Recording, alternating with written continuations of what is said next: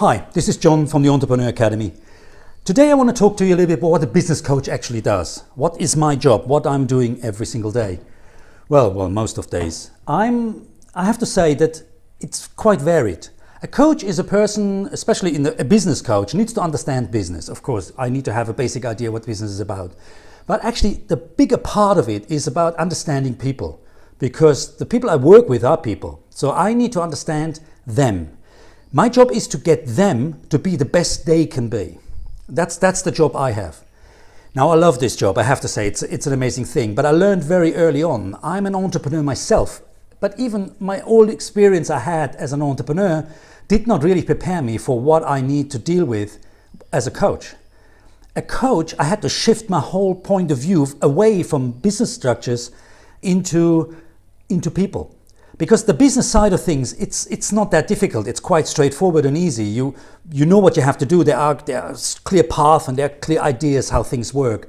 So it's not too hard to do. What is really difficult is the people side of things. Let me give you an example. A few weeks ago, I was working with one of my clients and she came to me and she said to me, look, I don't know what's going on, but I think I'm doing such a good job. I prepared everything. I did all the work I can do. I put so many hours into this. And somehow I just don't get it off the ground. I don't know what I'm supposed to do here. I had a look at everything she's done and I have to say I was very impressed. It was incredible. I mean, everything was in place. There was so much effort put in it. There were so many meetings set up with clients. There were so many things going on. But somehow she just doesn't get anyone to sign. Nothing happened. People didn't sign the contract in the end. She didn't get the client. Even so, she was bloody good at it. I couldn't quite understand it. So every time we did some role play, we did some stuff just to figure out what is it that stops her, she did everything right. I couldn't see anything wrong with it and I just didn't get it. So one day I asked her if it's okay for her if I come with her one day. She just introduces me as her partner and we're just going to have a look and we chat with the client to see, or with the potential client, to see what happens. What's the problem? And actually the conversation we had was amazing. I mean, the client was completely up for it and he was really there. And when it came to actually signing the whole thing, she drew back. She found an excuse. She said, let me come back to you with something else because I'm looking at this and I looked at her and said, what? What's she doing? Why is she not going there? And that moment I realized there's something else behind this. This is not about the business. This is not about, the client wanted to sign. He was ready for it. And I thought, that's really weird. So when we had a chat afterwards, I asked her, why did you draw back? And she said, I didn't draw back, it wasn't right, and there was still something missing, and I thought, I don't want to give him something to sign which is not 100% for him. And I thought, what do you mean not 100% for him? It was exactly what he wanted. I mean, in a way, the client created his own contract here. This was perfect. But somehow she wouldn't have it. She would not accept the fact. And I thought, this is really strange. All this work and all this effort, and then she walks away from the client. It became clear to me that there is something else behind this. Something is not right. Something is not working. She's scared of her success. She's scared of that situation. So I said to her, look, let's go home now. Let's think about the whole thing and let's have a meeting tomorrow and talk about it. The next day she came to me and the whole evening I was sitting down and I was thinking, what is going on? What could be the issue? So I learned a lot over the years. I mean, my main teachers are people like Tony Robbins and other people where I learned questioning, identifying issues, identifying problems, and not actually as a problem, but creating the right questions that allow people to come out with the right thing. They allow people also to find answers. What I learned during that period of time is that problems are not answerable. Problems are usually something that's a statement, that's a fact. And it's very hard to counteract the fact. If you say, it's raining today, that's a problem, well, what are you going to do about it? There's not much you can do about the rain. It's raining, that's a fact. So we need to figure out what it is we need to figure out what it is you can answer. We need to figure out what it is we can solve. So my point on her was, my question was on the next day when we met to her was, what is it actually you think is going to happen once you become successful? What do you think your day looks like when this client signs? What do you think is going to happen when that client signs?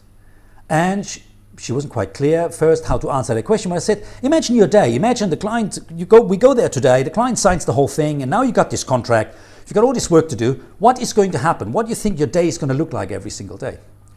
And she said, well, I'm going to be really busy because, you know, there's so many things I have to do. It's a big contract. It's going to be a lot of money and there's going to be lots of things. So I said, but give me an idea. Give me a day. Give me a day. Tell me, what is your day like? And she started explaining, well, in the morning I would get up and I would start setting it all out, making a plan exactly how I'm going to present things to the client. I'm going to be working, probably going to be working 10 hours a day because it's, you know, there is a time frame on this and I have to do this that time. And I said, how do you feel about this? How does this make you feel? Is this good? And she said, well, I wouldn't have so much time for my kids. I wouldn't have so much time for my children. But of course, it's only going to be a short period of time and then it's going to be over. But when she said that, it became clear to me there is something else behind this. There is this thing that she might not have enough time. So when we started working with a little bit deeper into this, the questioning went on. What does this mean to you, not having enough time for your children or not having enough time for your family? Well, yeah, it's only a short time, so it's not going to be so bad. And you think it's only going to be a short time, or do you think your customer will be so impressed with what you do that there might be something else coming after? Well, I hope it will happen, you know, because, you know, if I'm really good at this, the customer wants me to do the next step. So what does that mean? And in the end, it came really out that her main problem she saw is that if she becomes successful with this, that she cannot do the things she's doing right now. She wouldn't have the time for her kids anymore. She wouldn't have the time for her husband anymore, for her friends, for her family, for everyone around. Her life would change. Everything would be different. And she didn't really like that picture.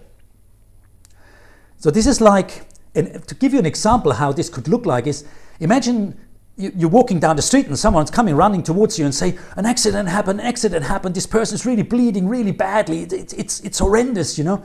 Now you know that you might be able to help, but in your head you have this picture of someone who's in a really, really bad state.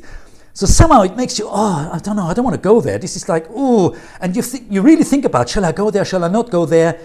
And maybe you don't. So if you're really squeamish about, you know, blood and everything else, you probably won't go there. You probably won't help that person. It's the same thing for her. She is really good at what she does, and I know she could do such an amazing job. But somehow the thought of the impact this might have on her life and the things around it, she couldn't see another picture. She couldn't see another positive picture she could replace the other picture with. It just wasn't there.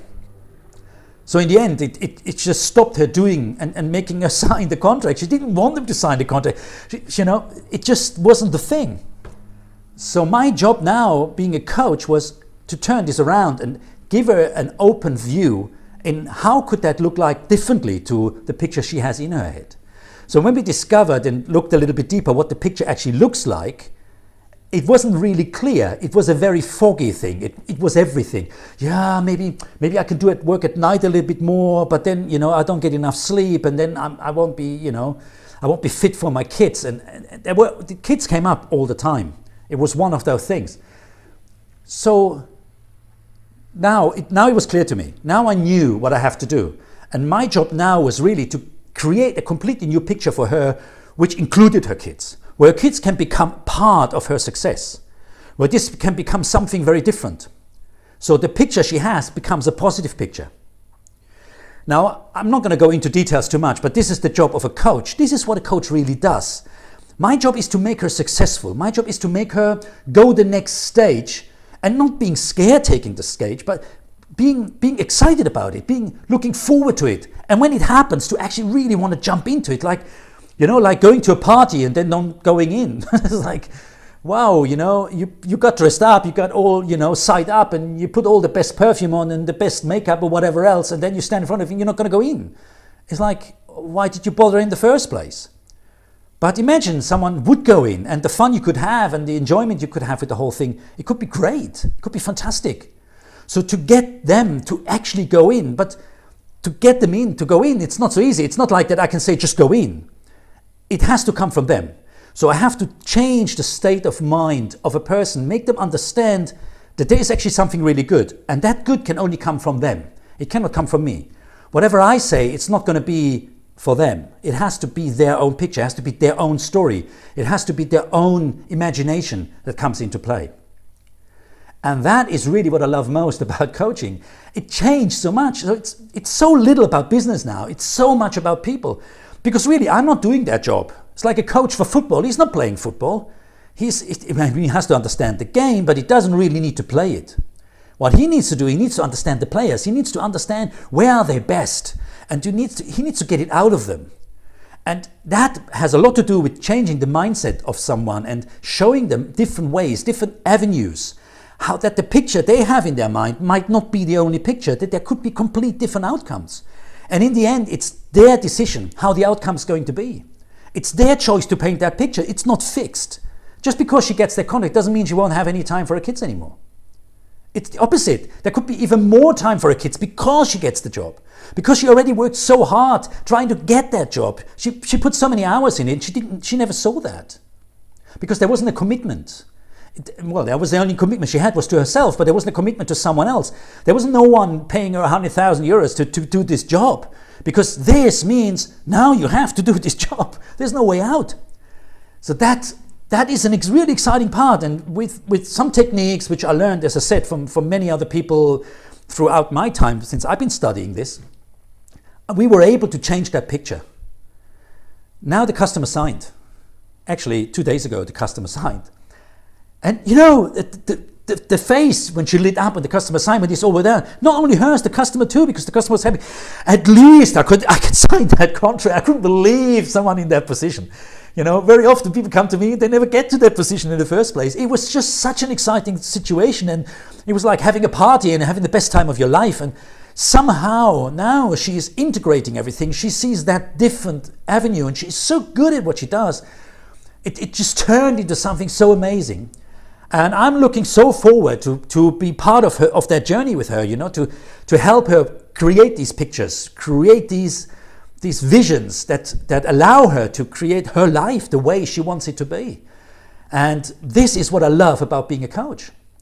Now, if you're a coach and if you're someone who's trying to help other people to achieve something which they're really good at and they really want to get into, then this must be your part too.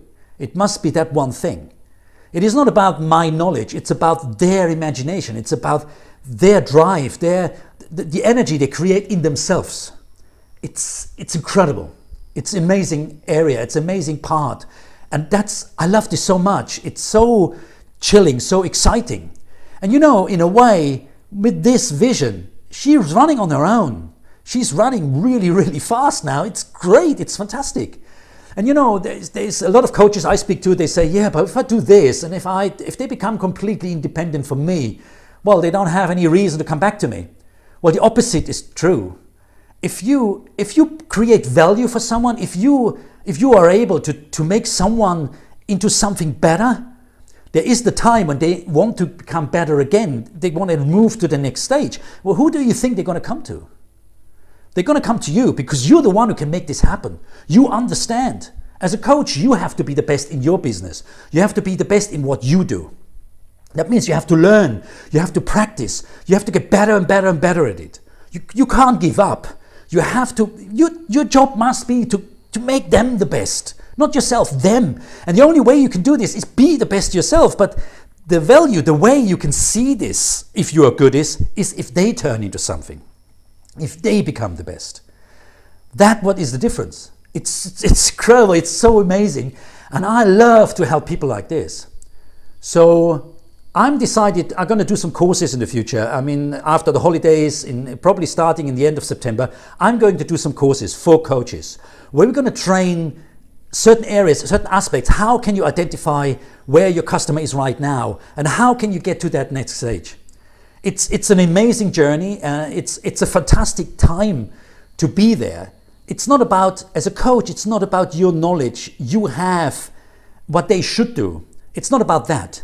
It is about how can you make them become the best they can be. So if you're a coach, I hope you took something out of this and it makes you think. If you're a client, or sometimes you want to be someone who want to be a client, well, then come to me. Maybe I can help you. There has to be some sort of a connection, of course, that's clear, but maybe I can do something for you. Actually, I'm sure I can do something for you. So I'm looking forward maybe working with you. All right, that's my take on being a coach. And yeah, I can only say I love it. So I hope you have the most amazing time in the future and you're going to achieve everything you wish you could achieve. Cheers, guys.